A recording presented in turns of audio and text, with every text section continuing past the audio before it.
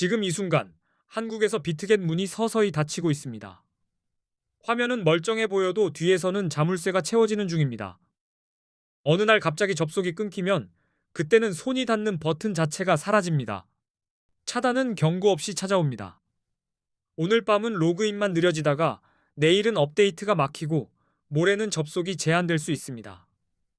자산은 멈춰 있는 동안에도 흔들리니 먼저 움직이는 사람이 리스크를 줄입니다.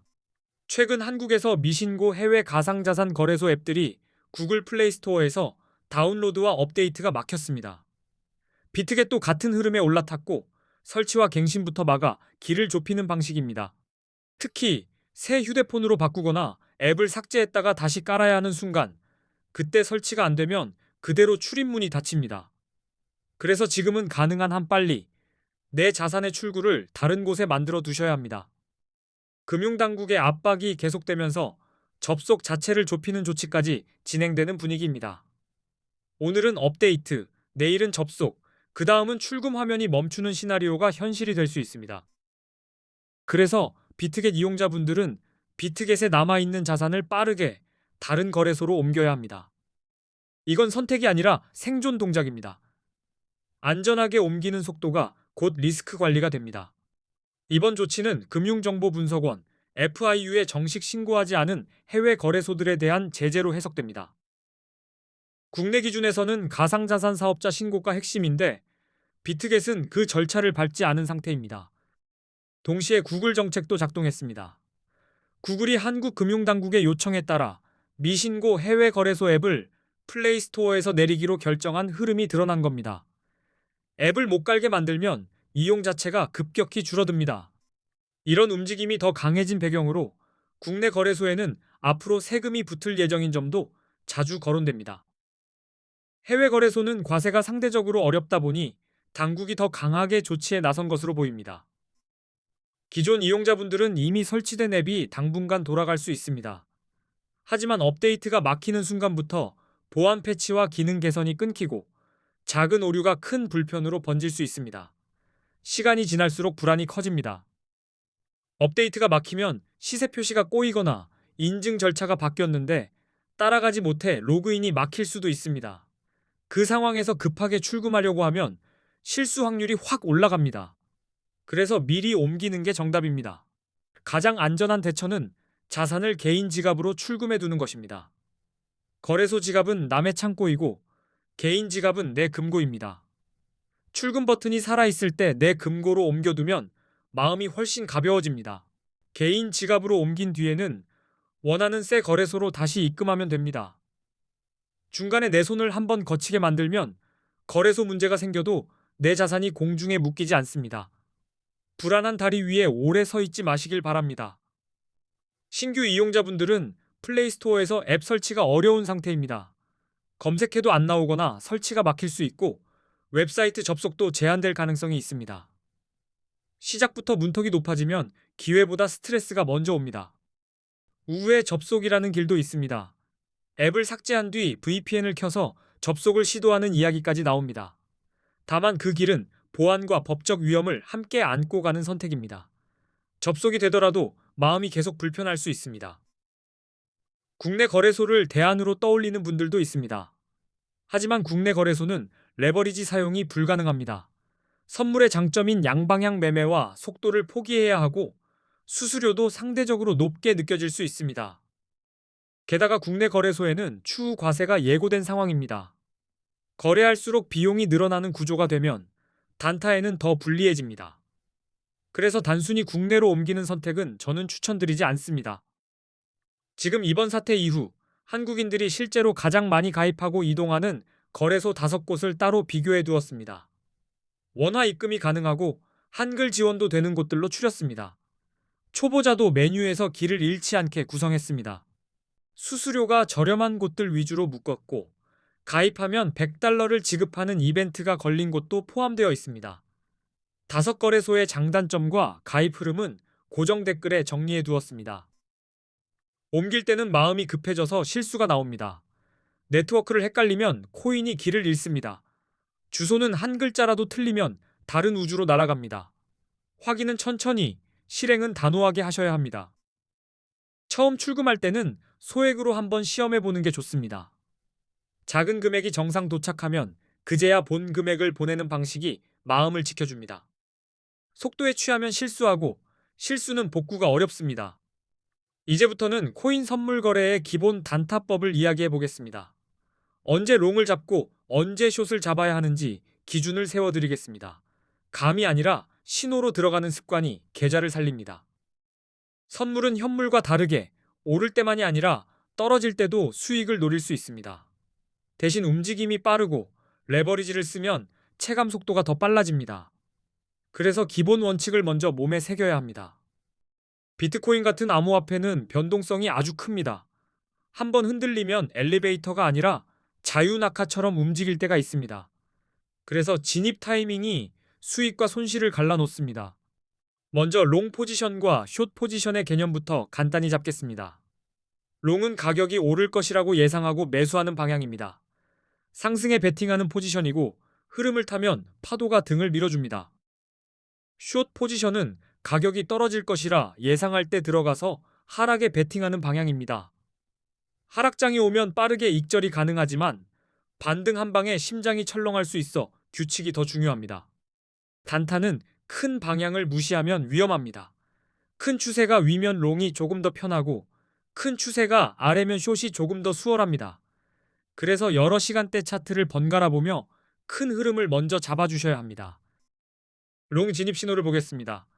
차트에서 강한 상승 추세가 보일 때 롱이 유리해질 수 있습니다. 고점이 계속 높아지고 조정이 와도 다시 위로 끌어올리는 힘이 보이면 상승 쪽에 바람이 붑니다. 특히 여러 차례 고점을 높여가며 밀어올리는 패턴은 롱에게 유리한 무대가 됩니다. 가격이 위로 계단을 밟듯 올라가면 그 계단이 무너지기 전까지는 흐름을 존중하는 게 좋습니다. 기술적 분석에서 50일 이동평균선이 150일 이동평균선을 위로 돌파하면 골든 크로스라고 부릅니다. 많은 트레이더가 강한 상승 신호로 해석하는 구간이라 롱 근거가 한 겹 더 두꺼워집니다. 골든 크로스가 떴다고 바로 달려드는 것보다 그 뒤에 조정이 와도 평균선 위에서 버티는지 확인하면 더 안전합니다. 신호는 시작이고 확인은 생명줄입니다. 초보일수록 확인을 더 하셔야 합니다. 거래량도 함께 봐야 합니다. 가격이 오를 때 거래량까지 늘어나면 시장에 신뢰가 붙는 신호가 됩니다. 힘있게 올라가는 움직임은 연료가 필요하고 그 연료가 거래량으로 보일 때가 많습니다. 반대로 가격만 오르고 거래량이 바닥을 기면 겉은 화려해도 속이 비어 있을 수 있습니다. 그럴 때는 무리한 추격 대신 다음 눌림 구간을 기다리는 인내가 손실을 막아줍니다. 뉴스 확인은 선택이 아니라 필수입니다. 규제 완화 소식, 대형 기관 투자자 유입, ETF 승인 같은 긍정적 요인은 가격을 끌어올리는 불쏘시개가 될 수 있습니다. 바람이 불 때 돛을 올리시면 됩니다. 단타라도 뉴스는 무시하면 안 됩니다. 갑자기 공지가 터지면 캔들이 초 단위로 길어집니다.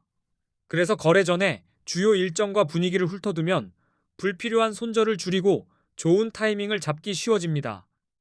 이제 숏 진입 신호로 넘어가겠습니다. 차트에서 하락 추세가 뚜렷할 때 숏이 유리해집니다. 저점이 계속 낮아지고 반등이 와도 이전 저항에서 고개를 숙이면 하락 흐름이 살아있다는 뜻입니다. 특히 저점이 낮아지는데 고점도 함께 낮아지면 시장이 힘을 잃고 있다는 표시가 됩니다. 이럴 때 롱으로 버티면 피로만 쌓이고 숏은 오히려 숨을 쉬기 편합니다. 흐름은 거슬러 타면 위험합니다. 기술적 분석에서는 50일 이동평균선이 150일 이동평균선 아래로 내려가면 데드 크로스라고 부릅니다. 많은 분들이 하락 신호로 해석하며 숏 포지션 근거로 삼는 대표 구간입니다. 데드 크로스 구간에서는 반등이 와도 조심하셔야 합니다. 잠깐 올라오는 봉이 사람을 홀릴 수 있지만 평균선 아래에서 계속 눌리면 하락 압력이 더 크다는 뜻입니다. 숏은 이런 구간에서 설득력이 생깁니다. 거래량도 힌트를 줍니다. 가격이 오르는데 거래량이 줄어들면 상승의 힘이 약해지고 있다는 신호일 수 있습니다. 곧 가격이 꺾일 가능성이 커지므로 숏을 고려할 만한 근거가 됩니다. 반대로 하락이 나올 때 거래량이 확 터지면 공포가 실제 매도로 바뀌는 장면일 수 있습니다. 그때는 숏이 빠르게 결실을 맺기도 하지만 급락 뒤 급반등도 자주 나오니 욕심을 줄이는 게 좋습니다. 부정적인 뉴스는 하락의 가속 페달이 되기도 합니다. 규제 강화, 해킹 사고, 주요 국가들의 암호화폐 규제 정책 강화 같은 소식은 공포를 키우며 매도를 촉발할 수 있습니다. 그때 숏이 빛날 수 있습니다. 다만 숏은 시장이 갑자기 튀어오를 때 손이 빨리 데일 수 있습니다. 그래서 신호를 여러 개 겹쳐보고 진입 전에 손절 기준을 머릿속에 박아두는 습관이 중요합니다. 보호 장비 없이 달리지 마시길 바랍니다. 보조 지표 활용도 같이 가져가겠습니다. 비트코인 시장에서는 기술적 분석이 정말 중요합니다. 대표적인 지표로 RSI, MACD, 볼린저 밴드가 있습니다.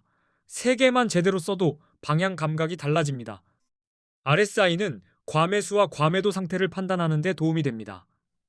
RSI 값이 70 이상이면 과매수로 해석되어 숏을 고민할 수 있고 30 이하이면 과매도로 해석되어 롱이 유리할 수 있습니다. RSI는 단독으로 쓰기보다 추세와 함께 보시면 정확도가 올라갑니다.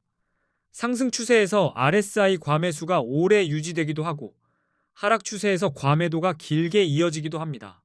그래서 흐름을 먼저 깔아야 합니다. MACD는 추세 변화의 속도와 방향을 읽는 데 도움을 줍니다. 선이 붙었다가 벌어지는 모습, 교차하는 순간을 통해 시장의 숨 고르기와 전환을 체감할 수 있습니다. 단타에서는 전환 순간이 돈이 됩니다. 볼린저 밴드는 변동성과 범위를 보여줍니다. 밴드가 좁아지면 에너지가 모이는 구간일 수 있고 밴드를 뚫는 움직임은 급변의 신호가 되기도 합니다. 단타는 이런 폭발을 이용하되 추격은 조심해야 합니다. 보조지표는 정답을 찍어주는 마술이 아니라 확률을 올려주는 돋보기입니다. 그래서 추세와 거래량, 뉴스 흐름 위에 지표를 얹어보시면 판단이 훨씬 또렷해집니다. 겹칠수록 확률이 올라갑니다. 정리하겠습니다. 롱은 상승 추세와 긍정적 신호가 보일 때 잡아야 하고 숏은 하락 추세와 부정적 신호를 근거로 결정해야 합니다. RSI와 MACD, 볼린저 밴드는 그 판단을 보강해줍니다. 다시 한번 고정 댓글에는 이번 차단 이슈 이후 사람들이 이동하는 거래소 5곳 비교와 원화 입금과 한글 지원, 수수료 정보, $100 이벤트까지 정리해 두었습니다. 지금 옮기실 분들은 꼭 확인해 주시기. 그리고 고정 댓글에는 단타에 바로 써먹을 수 있는 꿀팁도 함께 모아두었습니다.